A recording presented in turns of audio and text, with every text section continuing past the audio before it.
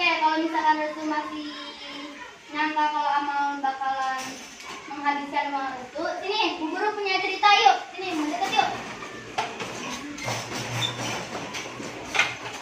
Jadi gini ceritanya, pada zaman Nabi Musa ada sepasang suami istri yang kehidupannya itu sangat miskin. Tapi mereka berdua itu ngejalaninnya dengan sangat sabar, legowo gitu, sangat ikhlas ngejalaninnya.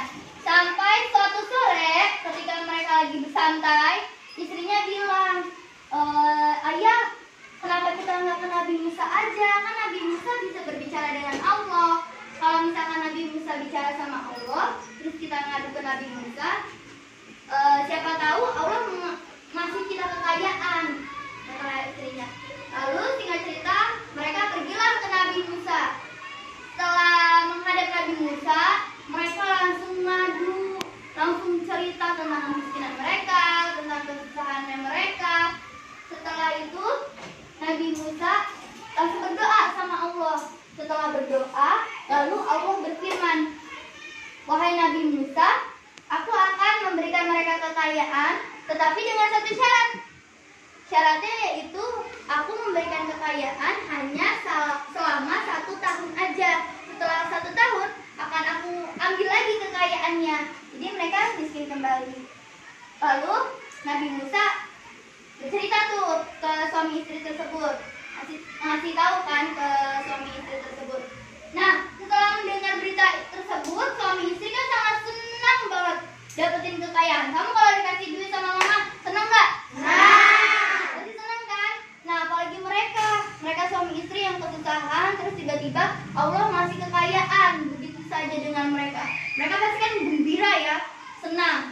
Setelah kehidupan mereka berubah, singkat ceritanya, kesehariannya mereka itu sibuk dengan memberi makan anak yatim, bersedekah, beramal.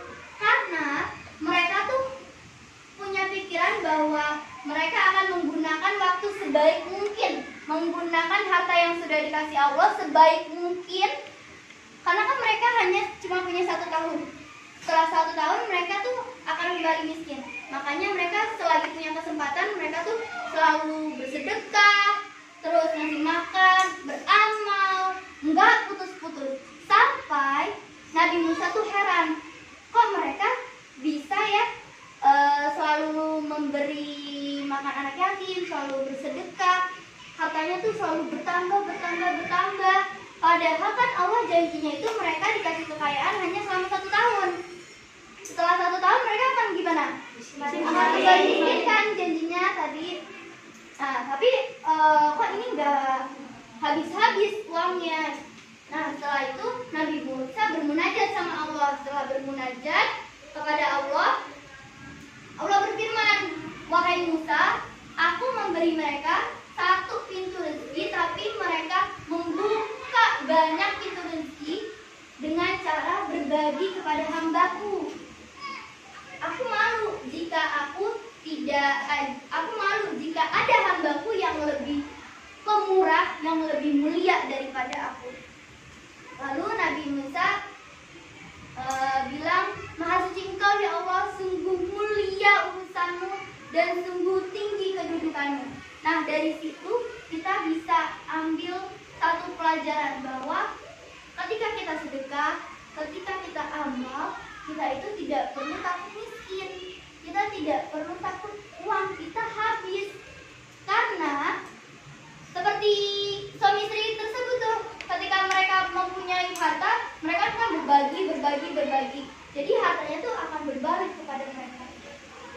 Berarti kalau kita beramal, rezeki kita akan ditambah ya, Bu? Iya, betul sekali. Rezeki kita akan ditambah lagi. Karena keutamaan bersedekah adalah bertambahnya rezeki. Nah, tapi bertambahnya rezeki itu bukan hanya soal uang saja ya, bukan hanya soal harta saja, tetapi kita menjadi anak yang soleh, itu mendapat rezeki. Kita menjadi anak yang soleha, kita menjadi anak yang pintar, kita menjadi anak yang sehat, itu namanya kita mendapatkan rezeki juga. Nah, sekarang nih kita mendapatkan kekuatan untuk berpuasa.